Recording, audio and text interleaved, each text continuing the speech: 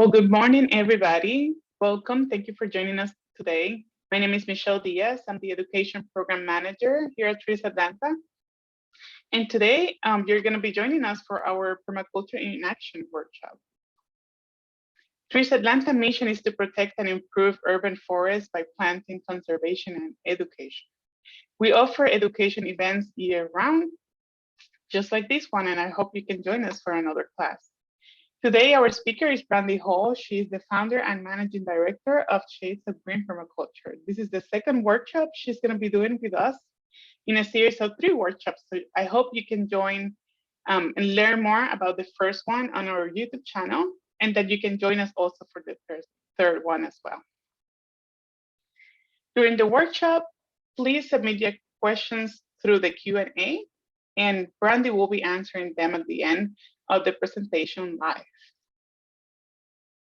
Please provide your feedback about this class and our other education programs. I'd love to learn what classes are you interested in learning and how this virtual experience worked for you.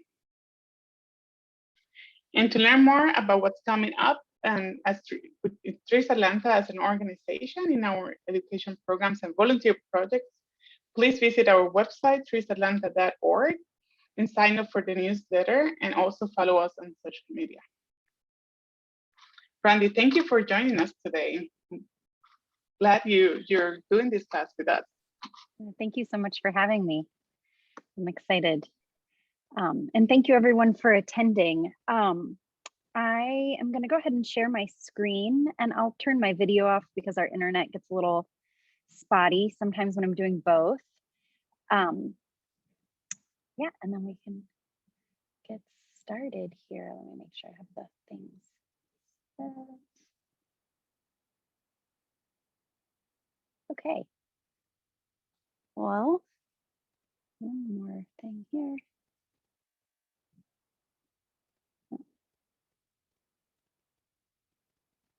I lost my mouse. Well, I'm just going to go for it, see if it works. So good morning. I'm Brandy Hall. I'm the founder and managing director of Shades of Green Permaculture, and we're based here in Avondale Estates. Today, I'm going to be talking about the positive impact that our gardens can have on some of the regional and global challenges that we face. So first, I want to just ask, I know this is the second workshop in a series, and you can drop this in the comments there. How many of you attended the first workshop about rainwater harvesting? Were there a few of you that were in that one? I ask because I'm going to go through the 3 pillars of a regenerative landscape, sort of framing our conversation around some case studies, and some of the water piece. If you were in the rainwater harvesting, there's a little bit of repeat for that so that everyone can be on the same page. So just a forewarning there. Oh, hold on. Okay, there we go. So I'm going to show you 3 common landscaping practices that undermine sustainability and what you can do to change or transform your landscape into an eco-paradise. And then I'll illustrate how these pillars express themselves in several real-life examples. So I want to take just a couple of seconds to introduce myself if we haven't met before. My name is Brandy Hall, and I founded Shades of Green Permaculture here, where I currently function as the managing director. And we're a regenerative design, installation, and education company. I come from a long line of builders and growers. I earned my general contractor's license when I was 21. And I've studied as a stonemason, I've farmed, I've run nonprofits. I've considered myself a lifelong student. And I'm really passionate specifically about leading a purpose-driven business as a force for good. And these photos here on the left, that's my daughter, Zephyr Dove. She's 4.5. And on the right, that's my husband, Aaron, who's a wonderful and kind human being. And we're there at our little homestead in Pine Lake, where I also serve on city council. And some things that I'd love for you to know as we're framing this conversation, that our small company, we're a staff of 16, have worked on over 1,000 projects from consulting to design, install to caretaking over the past 10 years, and trained hundreds of students in our methods. And through this work, I've come to understand that no garden is too small to make an impact. In fact, that impact adds up really quickly. In 2019, we started tallying up the impact that we were having working with clients.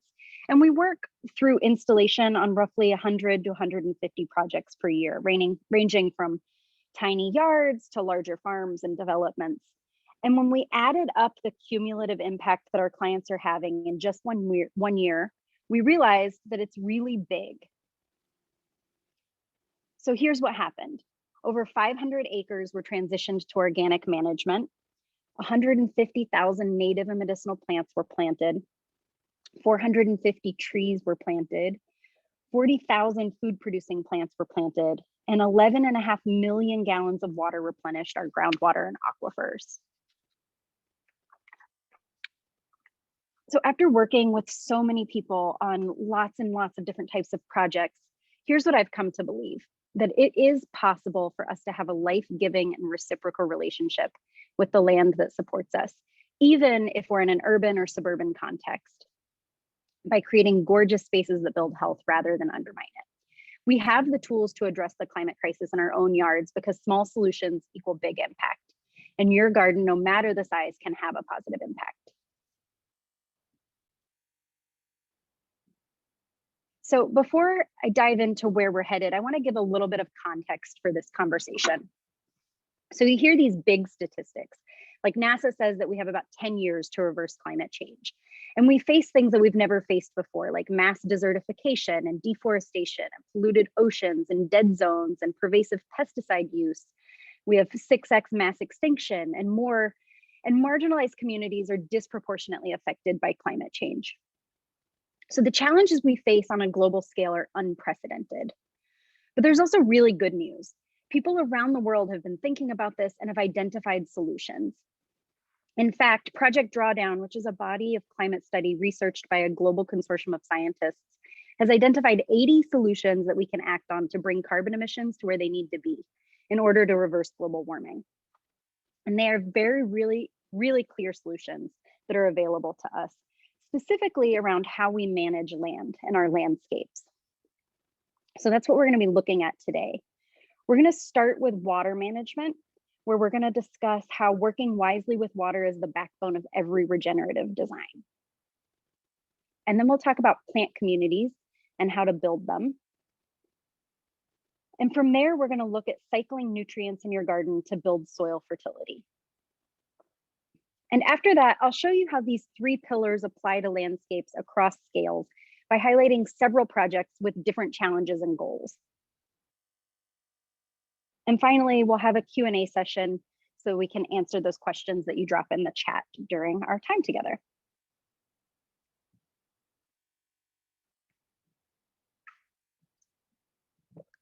So for this presentation, we're going to focus on a fraction of the solutions that were identified by Project Drawdown, specifically the ones that relate to regenerative land management. We're going to look at conventional practices in landscaping and their alternatives that make up the 3 pillars of a regenerative landscape. And from there, we'll explore these 3 pillars through the lens of real-life projects across scales so that we can take this out of the realm of theory and see permaculture in action. So let's begin with the first pillar of a regenerative landscape.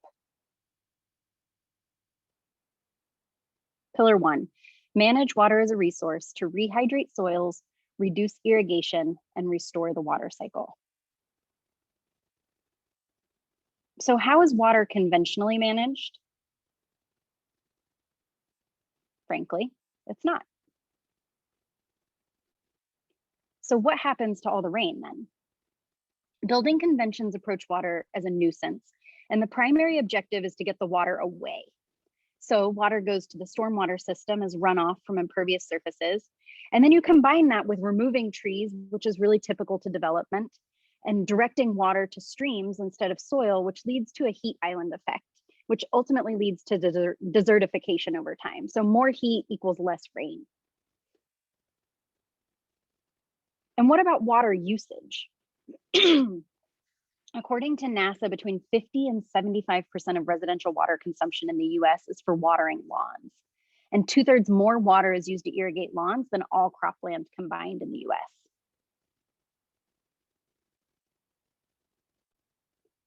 So the question becomes, how do we restore a broken water cycle? I want to show you a quick video.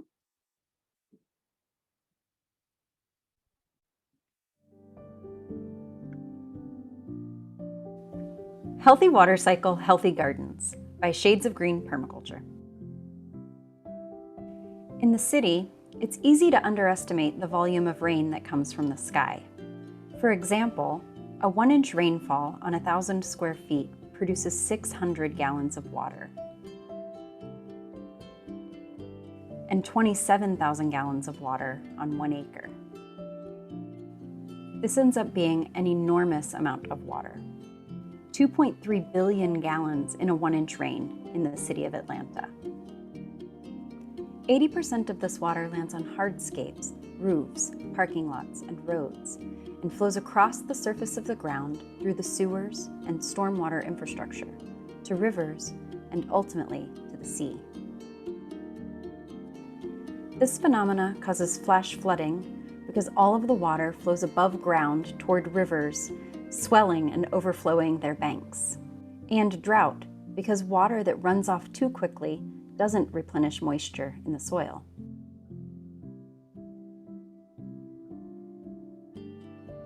In a forest, rain forms a mist as it's broken up by plant leaves as it falls from the sky. The mist falls slowly, and 80% of the water sinks into the soft, leaf litter covered ground. Forest soils store massive amounts of water, making it available to trees throughout the year.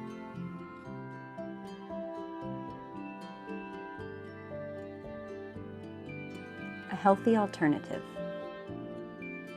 Rain gardens concentrate water from your downspouts into basins in your yard, which allows infiltration into the ground.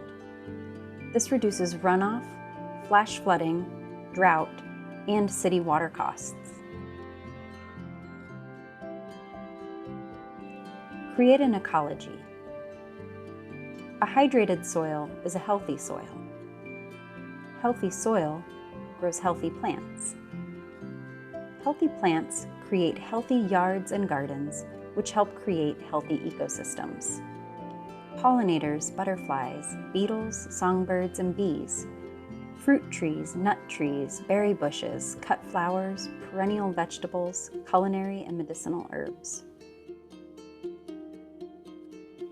Create an ecology that nature thrives in for your family and your friends. Use that water. Now that's landscaping that's smarter. For more information, visit us at shadesofgreenpermaculture.com.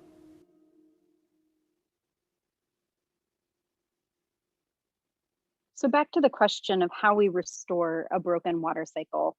It comes down to this simple mantra: slow it, sink it, spread it. Just said by Brad Lancaster, who wrote Rainwater Harvesting for the Drylands and Beyond. So let's look at some alternatives with managing rainwater. Work smarter, not harder. That's an adage that I think we're all familiar with. So to do this as it relates to water management, we can reduce the need to irrigate by choosing the appropriate plants. So choosing plants that are well adapted to your garden's conditions sets them up to thrive without irrigation or without costly irrigation. Also, direct stormwater strategically through the yard to hydrate the soils. Building the soil's capacity to hold and store water helps to mitigate the effects of drought, kind of like we were just looking at in the video there. So infiltrating water keeps forests and ecosystems intact, recharges aquifers, and regulates the extremes of drought and flood. When water is managed as a resource, the landscape as a whole can withstand drought and flood and is more resilient. So you can reduce irrigation by planting at the appropriate time of year, by planting smaller plants so that they establish without as many inputs, by maintaining a ground cover, which helps to retain soil moisture, by watering deeply and infrequently so you can encourage deeper root systems, and then also by using rainwater preferentially and then directing the overflow to where it's useful and can infiltrate during heavy rains. Also spread and sink water. You can do this by building rain gardens to passively irrigate planting areas. Rain gardens are basins in your yard that are designed to receive water and allow it to infiltrate into the soil. So they don't hold water like a pond and are generally planted with lots of beautiful and hardy plants that can take both flood and drought, like muley grass or marsh hibiscus or liatris and lots of others. So also digging swales on contour slows water. So swales are basins with a berm on the downhill side that allows the water to slow down and spread horizontally along a slope, which helps stop erosion and passively irrigate plantings. And also by digging diversion swales that help direct the water where it's useful, for example, bioswales or dry creek beds.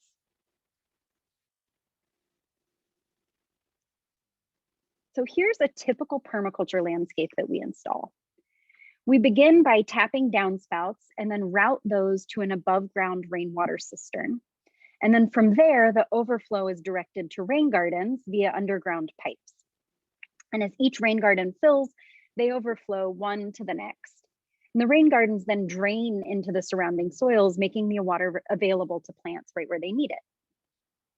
So I mentioned Brad Lancaster earlier, who wrote Rainwater Harvesting for the Drylands and Beyond. And in volume 2 of that series, he references a project in LA. So in 1992, the US Army Corps of Engineers proposed spending $500 million to increase the size of the LA River.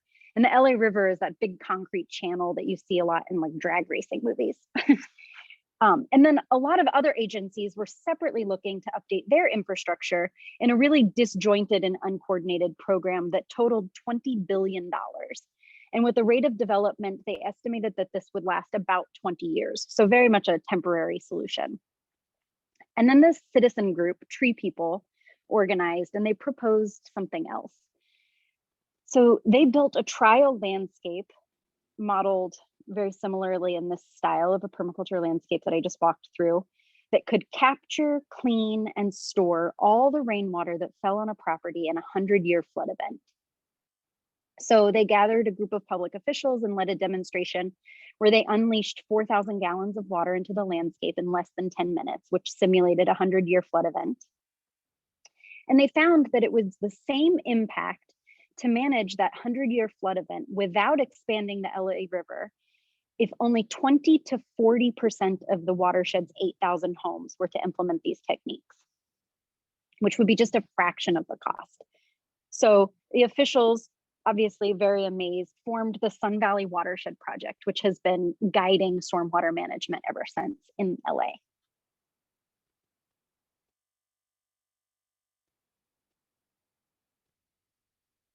So I hope you're just thinking about all the ways that you can use the rainwater. And now we're going to go into the second pillar, pillar number 2, which is preserve and restore biodiversity by building plant communities.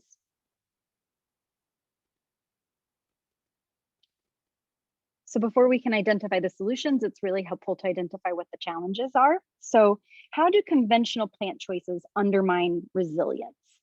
The convention is to plant normal ornamental plants that are easily available, but this poses some problems. Ornamental plants are often highly cultivated, they're prone to disease, and they generally have less genetic variation. They also can be out of context, poorly sited, and generally out of relationship to the site, water, soils, etc., which means that they're high maintenance and in need of heavy soil amendment, fertilizers, pesticides, herbicides, and irrigation. So pesticide and herbicide use stems from poor planting choices.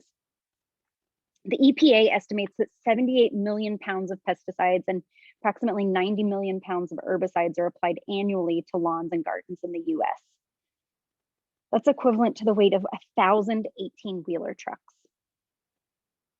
And the National Cancer Institute states that children in households that have lawns treated with pesticides and herbicides have a 6.5 times greater risk of developing leukemia. The EPA also estimates that 70 million pounds of synthetic fertilizers were applied to lawns and gardens in the US in 2019 alone. So according to a study published in the Journal of Environmental Quality, researchers found that synthetic nitrogen fertilizers were causing the loss of soil carbon and organic nitrogen, which was leading to more erosion and runoff. And the runoff contributes to water pollution and less sequestration of carbon in the soil, which leads to more climate change.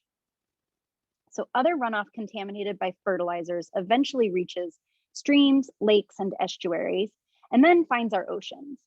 Nitrogen and phosphorus from fertilizers results in excessive growth of water plants, and initially they flourish. However, the plants then die and sink to the bottom where they decompose, and that results in less oxygen in the water. So since fish and other aquatic animals require oxygen, the lowered oxygen levels from eutrophication causes what's known as a dead zone, which is defined as an area of water in which the concentration of oxygen is so depleted that most life can't be sustained. So in 2008, it was estimated that there were more than 400 dead zones in the world's oceans. And the dead zone in 2016 from nitrogen runoff in the Gulf of Mexico was the size of Connecticut.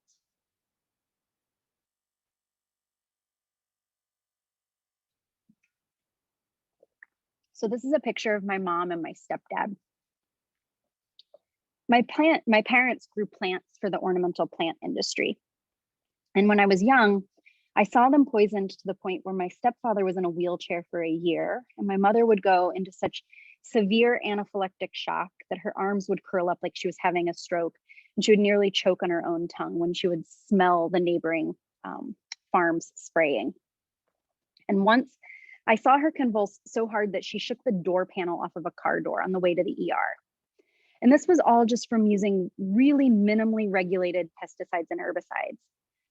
So if that story teaches us anything, it's that we should really take a guilty until proven innocent approach with chemicals, since we really don't have the long-term data that justifies their extreme overuse.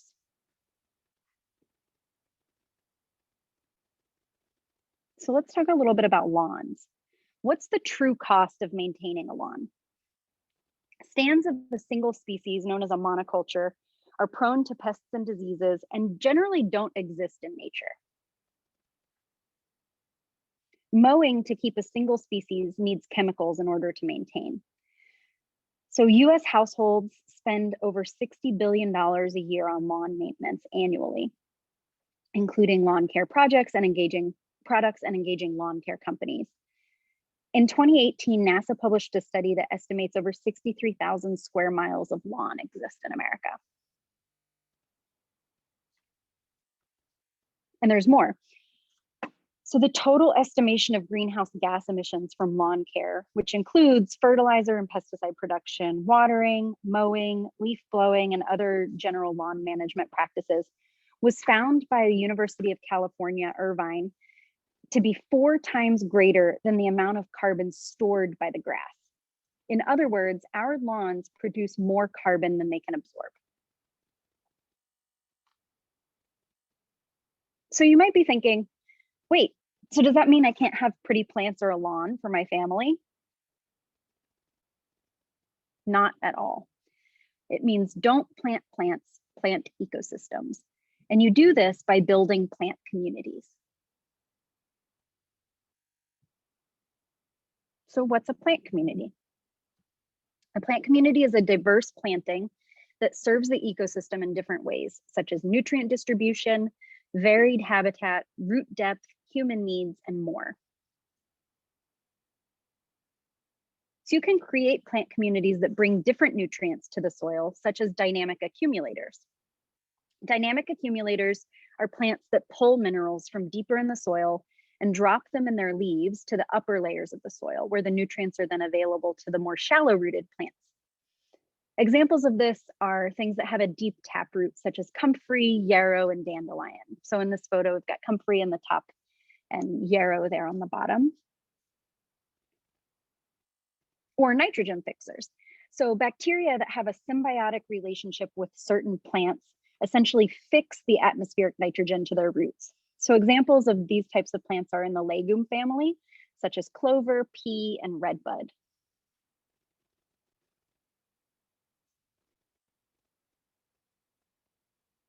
So when you're looking to develop a plant community, here are some alternatives to purely ornamental plants.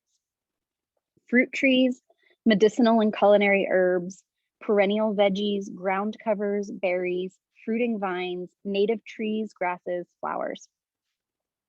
So grow food, medicine, and native habitat as kind of a guiding principle when you're developing a plant community. Also plant natives to bolster beneficial insect populations, build soil, and reduce the dependence on water and chemicals. Growing plants such as herbaceous perennials, grasses, and shrubs sequesters carbon from the atmosphere. And you can see many of the native species, as opposed to the non-native species, have very deep roots, which allows for more infiltration of water and also pulls more nutrients up, creating more drought resistance. And then also, let's talk about some lawn alternatives. So when we build open space lawns at Shades of Green, our main objective is to choose plants that serve multiple functions, introduce nutrients to the soil, and diversify the number of species. For example, perennial fescue grass mixed with yarrow, dandelion, and clover. So we call these lazy lawns because they require less mowing, which means less fossil fuel emissions. And they also reduce the need for herbicides and pesticides and irrigation.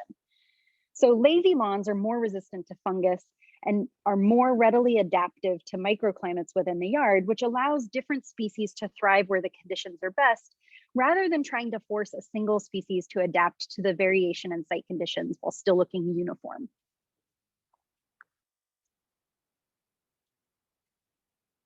And finally, pillar 3. Integrate waste as a resource to build soil fertility and create resilience. Excuse me.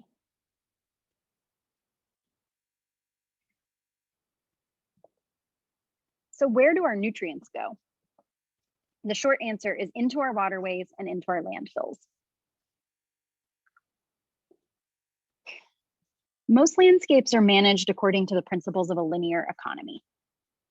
So resources are extracted, they're made into something else, and then they're disposed of. And this requires a constant stream of extraction and waste in order to function. But if we look to nature, we see there's no such thing as waste.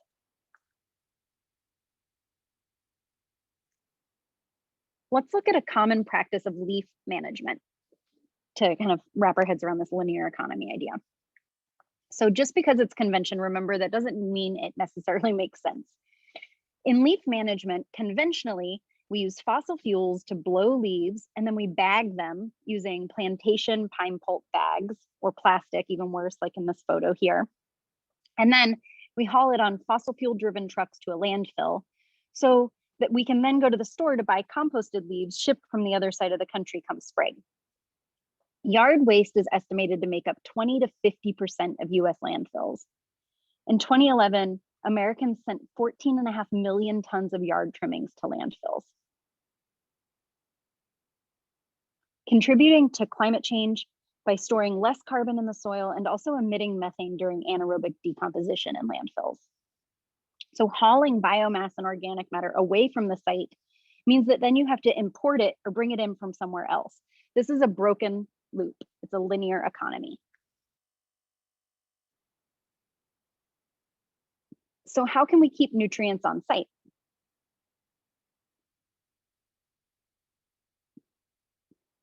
Let's look instead to a circular economy. So design out waste and pollution, keep products and materials in use, and regenerate natural systems. These are the 3 tenets of a circular economy. And you can create a circular economy in your garden. So let's go through these 3 tenets. Design out waste and pollution. Pollution is an accumulation of something that's in such high concentration that it can't be incorporated into the ecosystem function. Compost yard waste and kitchen scraps. Another way that you can design out waste and pollution is to keep your leaves and use them as mulch in your planting beds. Next, keep products and materials in use. So examples of this are reusing hardscape materials, or bust up concrete and use it as a base for rain gardens. Sheet mulch with all those extra cardboard shipping boxes that we've all had during this pandemic time. Leave thatch during the winter for beneficial insects to overwinter. And then also keeping seed heads on your perennials in the winter for forage for insects and birds. And then finally, regenerate natural systems. So we can model nutrient cycling by looking to forests, because forests keep all of their waste and turn it into soil. You can also mimic this by allowing leaves to decompose in place, or attract nutrients in the form of waste from wildlife and birds by planting berries, nuts, and overstory trees. You can companion plant to build soil using things like nitrogen fixers and dynamic accumulators or decompactors. Daikon radish is a great example of a cover crop that decompacts the soil. You can also leave forests intact. So one mature oak tree can hold up to 70,000 gallons of water in its trunk, branches, leaves, and roots. So forests are one of the best, I put this in quotes, technologies that we have for carbon capture and are best left standing. Also, can create closed loop systems. For example, if you raise chickens, you can compost their manure and then allow them to graze in the garden in the winter to drop fertilizer. Also, you can build soil health through cover cropping and maintaining soil cover. So this is one of my favorite quotes. If nature is left to itself, fertility increases. This is Masanobu Fukuoka, who wrote One Straw Revolution. So let's see how all of these pillars tie together in a few real life examples. Okay. So each of the following projects that I'm going to go through highlights different design challenges, techniques for managing water, and functions of plantings in order to meet client needs and goals. In each example, I'll show you the before and after and describe the site challenges. And from there, I'll explain our design solutions. And finally, I'll show you how we addressed the challenges with viable solutions during implementation. So this first project, I realized I didn't change this slide, which threw me off a little bit. This is our edible, I'd call it the edible paradise. So the rest of the slides are correct. So I'm going to show you some before photos and then describe a few of the site challenges. And I'll do this for each of the 7 projects that I'm going to go through. So this is the before of this project. The soils were really poor quality after construction. Water was generally being poorly managed, which was causing flooding and erosion. And the primary plants were either ornamentals or grass. So in this particular site, excuse me. On this particular site, it was a new build. And you can see in these photos here, we've got it's street frontage. The photo on the left, the side property line is a street. And then it slopes down. And then the driveway, which is shown on the left photo, is the low spot for all of the houses that had been cut and filled during building that you see there on the right-hand side. So there's a shared driveway. And although you can't really tell from this photo, the one on the right-hand side, all of those slope toward the client's driveway. And then also, there was a lot of erosion that was happening. So it's starting to rain and we have a metal roof in our office. So I hope that y'all are able to still hear me. So there was a lot of erosion that was happening. In this particular site, the mandate of capturing the first 1 inch of rain, and we see this a lot with new construction. So the downspouts were all routed into a flow well, which was really, really undersized. And what was happening is it was backing up because it wasn't large enough to receive the water from our heavy rain events, and it didn't have an overflow. And so what was happening is it was coming out of that coupling that you can see in the center photo. And it was shooting out and it was undermining that retaining wall and then flooding into the garage, bringing tons of clay and soil with it. So that's what's shown there. And then you can also see there's just like an expanse of kind of builder grade landscape with a lot of lawn and just ornamental plants and poor soil quality after construction. So here's the planting and water detail for a standard residential site. This is in Decatur. So the water system addressed erosion that we looked at in the first picture by directing water to an above ground rain cistern and then sending the overflow to rain gardens through the landscape. And the plantings are focused on reducing lawn, growing fruit trees, berries, herbs, and tons of native perennials and grasses. So pictured here, these are pictures after. They're a rain garden in the front. So what we did, the photo on the right, those are rain cisterns. And we captured the downspout water, all of the downspout water on this left side of the house, and we ran it to these rainwater cisterns. And then because the tanks were high enough, we used an inverted siphon system where we could then send the water through the overflow, which is the black pipe coming out of the side of the tank on the right-hand photo. We could send it all the way to the front yard, which is uphill, but we had enough gravity from the height of the overflow to where the rain garden started, the level of the rain garden. And we were able to send the water, which was otherwise running down to the low spot and flooding into the basement of the house. We were able to send it to the front yard, and it went to a front rain garden, which is what's pictured there on the left. It's covered with St. John's wort. And then the tanks have a submersible pump on them, and that charges all of the irrigation. So the whole site is rainwater irrigated, and it goes to yard hydrants throughout the site, like the one pictured in the top center photo. And then we made a rain garden in the bottom photo there, adjacent to the driveway. We basically engineered a low spot so that the water that was ending up on the driveway from overland flow had somewhere where it could actually sink in and infiltrate. So that's what the bottom picture is. And then we planted tons and tons of useful plants, like this strawberry ground cover here on the left. And this client sends us photos of her strawberry haul every year. They're just doing so well, and all the neighbors come by. She wanted to plant an edible hedge along the sidewalk there because it's a lot of foot traffic, and wanted people to enjoy the fruits as well. So there's strawberry ground cover, and then pineapple guava as part of that hedge, which is the top center photo. That's the blossom of the pineapple guava. It's absolutely beautiful, evergreen plant. With a really delicious fruit. And then I'm sure you're all familiar with the native butterfly milkweed there in the bottom center photo. And then we planted tons of fruit trees like this apple tree pictured here. And then we also have fig and pomegranate and tons and tons of fruit trees throughout the site.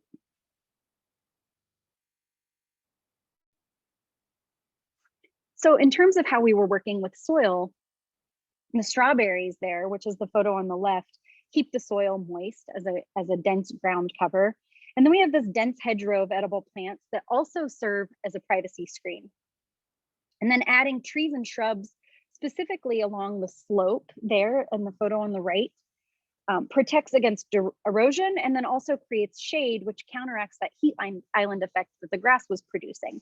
So we were slowing the water along the slope, creating an opportunity to grow lots and lots of native plants and grasses and hydrate the soils. So in that photo on the right, it's a diversion swale. So it's taking water that's coming down the hill from the driveway and sends it onto the slope and then contours onto the slope. So then it's irrigating the fruit tree that's below it, and then is planted with tons of native plants like liatris and mountain mint and river oats all throughout. Okay, project 2, the woodland sanctuary. So this is the actual woodland sanctuary photo there on the left.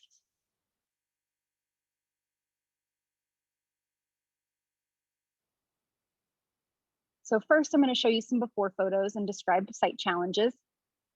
So this is the before of the front of the client's house. And one of the biggest challenges in the front yard was that she lost a giant oak tree in a storm. And then the once shade-loving garden really needed to be transitioned to a sunnier garden because it didn't have the protection of the oak's canopy, which you can see in that photo. This was before the oak tree fell. And in the backyard, the houses were really close together and they shared a driveway. So a big priority was creating a sense of privacy. And another issue was that much of the yard, which was adjacent to the CVS on the back property boundary, which is that big building there, and the roof of her house, her neighbor's house, and her garage were all shedding toward the back of her house. So this is the backyard design there. And in the design, we worked first with the scale of permanence by addressing the water. So the scale of permanence is a way of thinking about landscapes from fixed features to more malleable features. So things that you really need to work with in a regenerative design that are responding to the conditions are the climate that we live in, how the water is flowing, and specifically the landform. So water and landform and how they interact is a really important part to look at when you're managing water. And in this one, like I mentioned, the water was all kind of shedding toward the back of her house, which is the bottom of the frame there. And she had lots of impervious surface from her house, her neighbor's house, her driveway, the garage, and everything was pooling. So here's what we did. A fence creates a sense of sanctuary and is growing edible, native, and evergreen vines such as Carolina jessamine and hardy kiwi. And we created lots of outdoor rooms by embracing the woodland archetype, which includes this outdoor dining area and this upper terrace gathering space there with our rainwater fed fountain. And all the hardscape is pervious and really allows for infiltration. It's growing a lot of moss in between. And to manage the abundance of water, we tapped all of the downspouts and then routed them above ground cistern behind the garage there. So it looks like it's going, it's going up the hill, it's in the highest part of the property, and it's set on a retaining wall, but it's all gravity feeding from where we tapped the downspouts.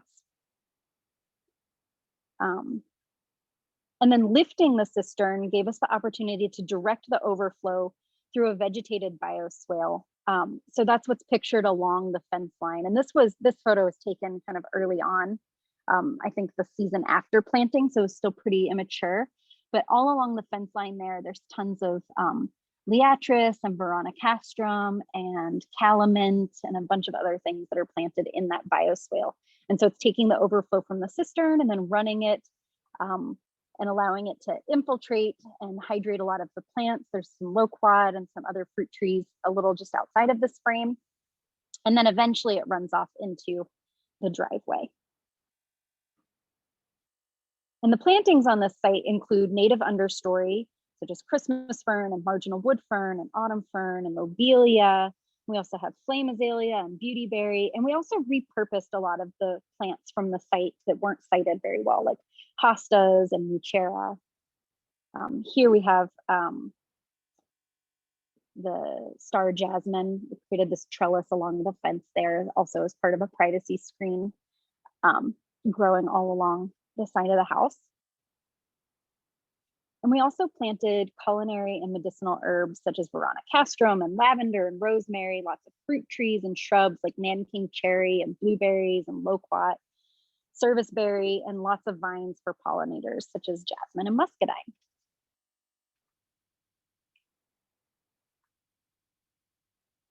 So this next project we call the Compact Oasis. So this really tiny backyard is mostly sun, and it's really compact and it receives a lot of water from their house and also the neighbors, which is a pattern that we see a lot here. It's going back to that idea of a building convention of like, well, just send it away and then it's somebody else's problem. So we have a lot of clients that are the recipient of neighbors' water. And this, when we started, was planted with mostly unused lawn and ornamental plants. And the client really wanted to utilize the space to grow lots of food and flowers. That was their main goal. And then also to manage the water because their crawl space was flooding. So in this design, we focused on creating useful gathering spaces. We wanted to make it feel larger by having some like outdoor rooms, including some of the useful gathering spaces included a renovated deck, fire pit, outdoor dining, and generally transitioning the lawn and ornamentals to more edible veggies and fruits, herbs, pollinator support plants, and things like rosemary, little blue stem, liatris, mealy, milkweed, strawberries. So what we did is we dug up the lawn and we reworked the hardscape using all pervious materials. The parking is in the back and the approach to the back of the house is the main thoroughfare. So we also captured all of the roof water and routed it into a rain garden, which is pictured there on the right. This was also taken in the second season, so the plants are still filling in. Yeah, so this is pictured here in year one. So that's the rain garden actually on the right, and you can see the input pipe from the downspouts, and then it routes out toward the road eventually. And so that was able to manage all of the runoff that was coming in. And then we also built these low framed veggie beds to create some orderly frames for the food production and define the paths. So that's what's pictured there on the left.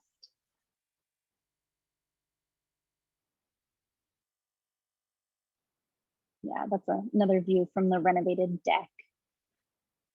So you can see kind of the dining space. They have a little outdoor dining space adjacent to the parking area in the top of that frame, and then the fire pit there on the left, and then their veggie gardens, and their main path coming up to their new deck.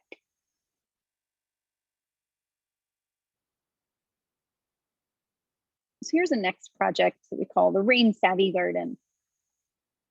So this site was really struggling again to manage stormwater runoff, which was coming from uphill above this retaining wall, and also from their very large roof. So this was another new construction. So you're dealing with post-construction, very compacted soils that have lawn over them. And the runoff coefficient of most lawns, if mown under 2 inches, is 85%, which means that about 85% of water that hits that runs off and doesn't actually infiltrate. So the neighbors' runoff and the home's roof water were pooling in this small backyard because of the grading right along. You can kind of see in this frame, it's a little bit dappled, but there's not much ground cover in front of the retaining wall. And that's the low spot of the backyard. It was kind of graded toward the retaining wall. And then it was just pooling and didn't have anywhere to go. And then to compound the issue, this lawn was struggling in the wet shade. So the client had been, applying different herbicides and fertilizers to try to get it jump started, and it really just wasn't properly sited lawn.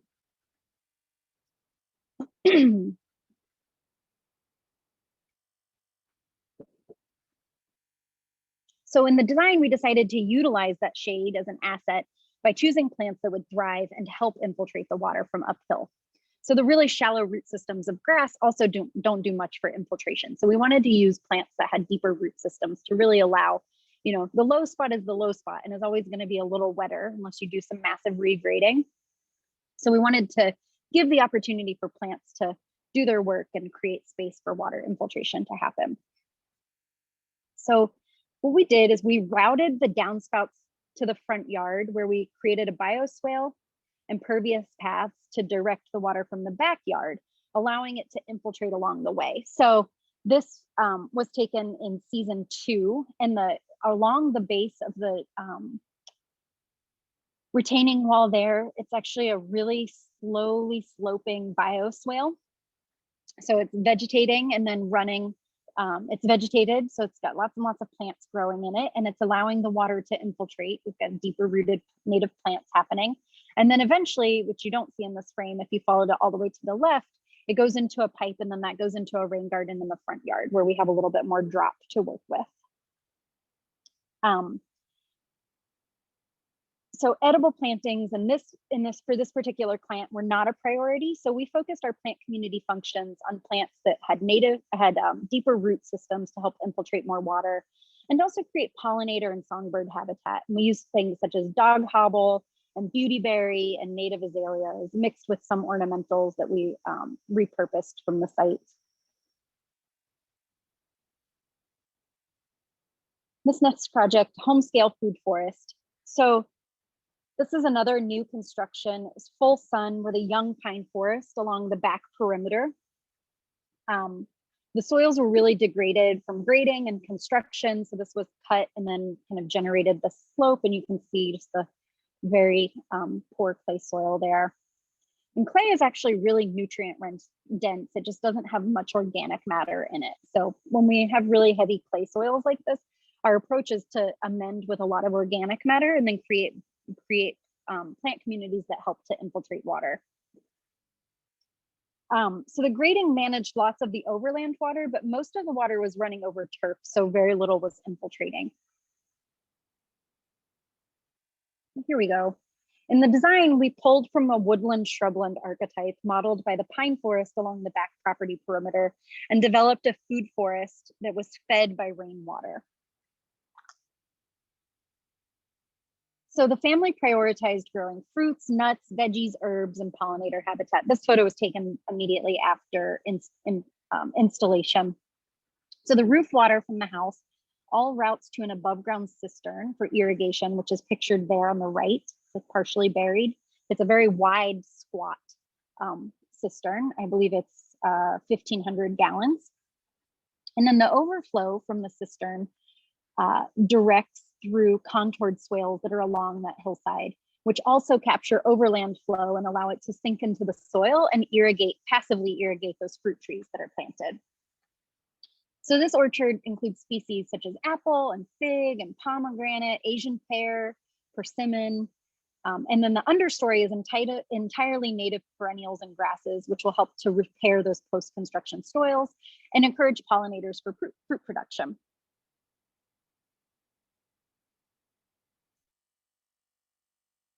So the next project I want to talk about is Monday Night Brewing's Monday Night Garage, which is a Beltline adjacent property on the west side here in Atlanta. So the site of the new garage, here's an aerial image before. So this very post-industrial, deep asphalt and compact clay and just a seemingly endless gravel subbase. So in order to achieve the ADA access and connect with the Beltline, the grade needed to be dropped and then reworked and create a gradual incline toward the building. And the soils were also in need of extensive repair. So we began this process using hardy native species. So we worked with Monday Night Brewing to design and build the 1 acre outdoor space and organic orchard, their Beltline adjacent site. So the Monday Night Garage. Unique to Atlanta and the craft beer scene, the organic orchard is full of seasonal fruits and useful plants that produce ambient yeast, which then are used to passively harvest during the cool season through the building renovation. They put on these louvered vents on the side of the building that lead into the brewing facility known as the crunk ship. And then sour beers are brewed on site using these really distinctive yeast from the cool season fruits. So here's an aerial photo right after installation. So you can see we created some paths and connectivity there and some outdoor gathering spaces. And we designed the event spaces to be nestled in the orchard. And here's maybe season 2 or 3. So you can see it went from being pretty barren, hardly grew anything, to really lush understory meadow. And these are pretty young fruit trees still. These are, I think, year 2 or 3 in this photo. So the ecologically minded gardens are rounded out by lots of native and drought-resistant pollinator meadows and rain gardens, and is approach to repair the post-industrial soils and support the pollinator populations for more fruit production. And then this is the last project I'm going to talk about today. This is a project in Hayesville, North Carolina called Benoit Farms. So this project builds on an old homestead site, revitalizing really overgrazed pasture land. And part of our role in this project was advising on building placement in a way that could reconcile the client's goals and have positive ecological impact. And so we conducted a really thorough ecological analysis and documented lots of rare species and forest types to identify the best places on the site to develop without compromising the ecological integrity. Then in coordination with the project architect, we designed and installed a resilient permaculture system for a farm and community center. So the agriculture and systems included production food forest, alley cropping, forest restoration, native plant community restoration, rotational grazing, and extensive pollinator meadows. And this photo here is a picture of our water system schematic. So the first phase of installation was the water system. And what we did here is we built an off-grid water system with elements that included tapping a spring, which is shown there in the center photo. So we tapped a spring, and then we installed from that spring a gravity-fed pump that works like a ram pump. So just from the pressure of water falling, it's called a high lifter pump, and that's the pump casing there. That's the pump right there on the left in the pump casing. And then we also put in 12,000 plus gallons of above ground water storage and a fully gravity fed irrigation system. So that's one of the tanks on one of the buildings there on the right-hand side. We did an indoor non-potable water system and potable water system from the spring, and then rainwater harvesting and lots of stormwater management through the food forest that we developed in overland water swales. And then in the second phase, we established extensive pollinator meadows to repair, again, those post-construction soils, and planted food forest trees and understory. So that picture on the right is part of the barn. It's the lookout tower, really cool, kind of Gothic looking. And then you can see for scale, there's a rainwater tank. There's two 3,000 gallon rainwater tanks off of the barn there that overflow through the orchard. That's what the little black tank is on the far right picture. And in the center, that was Ben, who's used to be one of our install folks after tapping the spring. So that's just a snapshot from a video. We got 80 PSI coming out of the spring, which was pretty incredible. And then the high lifter pump pumps the water from the spring tank that there's about 40 feet of drop between where the spring tank is and where the high lifter pump is. And it pumps up spring water to 2 tanks high on the property. And then gravity feeds the whole system from these 6,000 gallons of storage tanks. So they have 80 PSI spring water coming into all of their house. And then you can bypass the tanks and then send it to the orchard. All the irrigation is spring fed, and then that backs up to rainwater harvesting, and then that backs up to well, if ever it were needed. And then we used, like this picture on the left, we used a lot of locally available materials, like these locust posts that were going in for fencing and trellising. So black locust is a native hardwood species that can last 70 years in the ground untreated. So that's a photo of there on the left.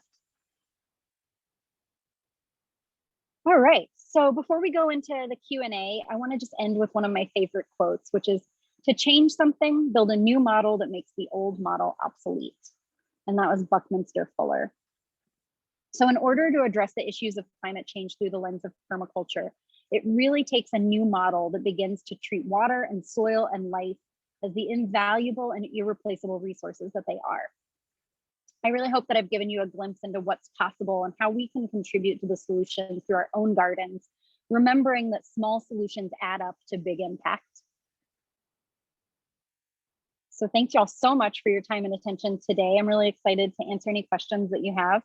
And if you want to learn more about what we do, you can visit shadesofgreenpermaculture.com. And I'll just leave that up there. Well, thank you, Brandy. We definitely learned a lot of things from you today. And thank you for sharing this story about your family. I think it's really important to put things in context, and it's good for people to understand your motivation behind your work as well. Yeah, thank you.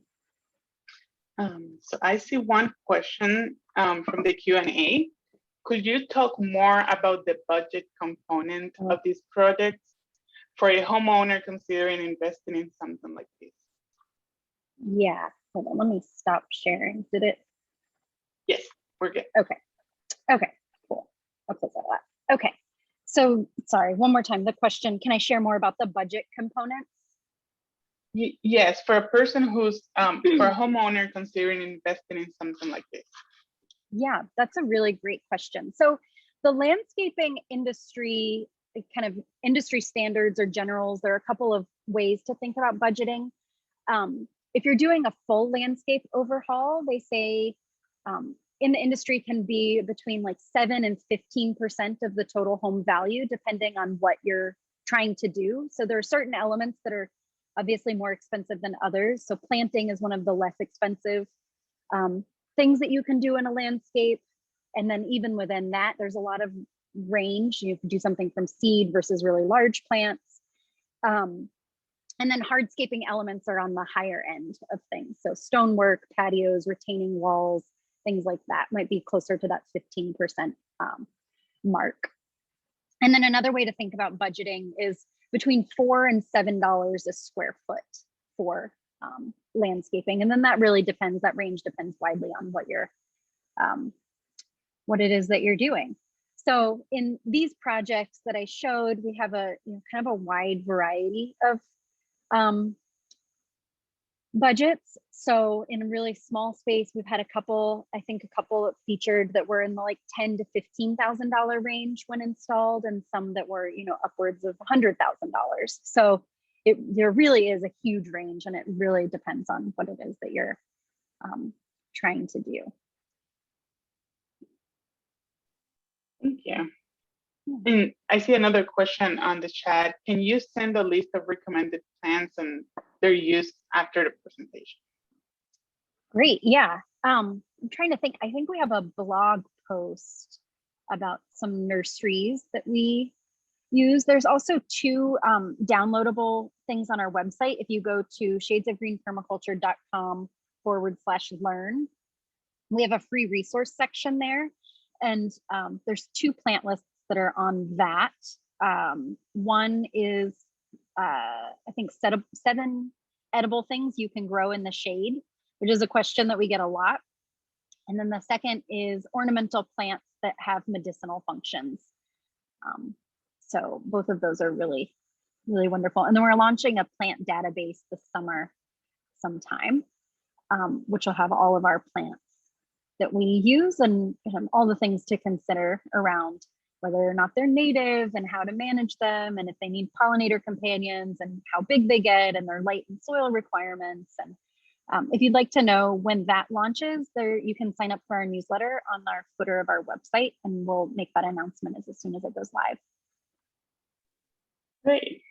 And another question, are there any nonprofit groups or city groups that support rain barrel installations? I believe there are. I think Chattahoochee, maybe it's Chattahoochee River Keepers. I think they do rain barrel giveaways.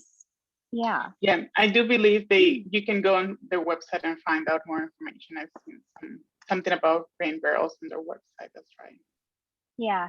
And one thing to consider when you're putting in rain barrels, so like I mentioned in the video, there's 600 gallons of water, more than 600 gallons of water on a 1-inch rain on 1,000 square feet of roof. So a lot of times the reason that we use a lot of cisterns, which is what I showed in all of our projects, which are generally 500 gallons and larger, is because rain barrels fill up really, really quickly, which is, is great.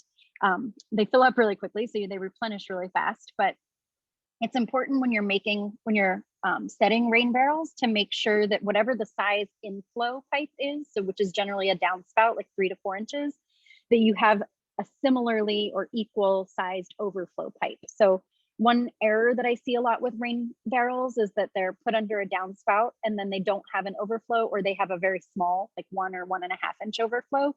And then the flow rate is really constricted. That's like a bottleneck in the system. And then they end up spewing out of the top and can actually cause more damage at the foundation. And so you just want to make sure that you size an overflow appropriately, especially if you're using smaller tanks. Yeah, that's very good advice. Thank you. All right. So if there's any other question for Brandy, please type them in the chat or in the Q&A. But thank you so much, Brandy, for this time. Awesome. Thank you. Thank you. It's always great learning from you.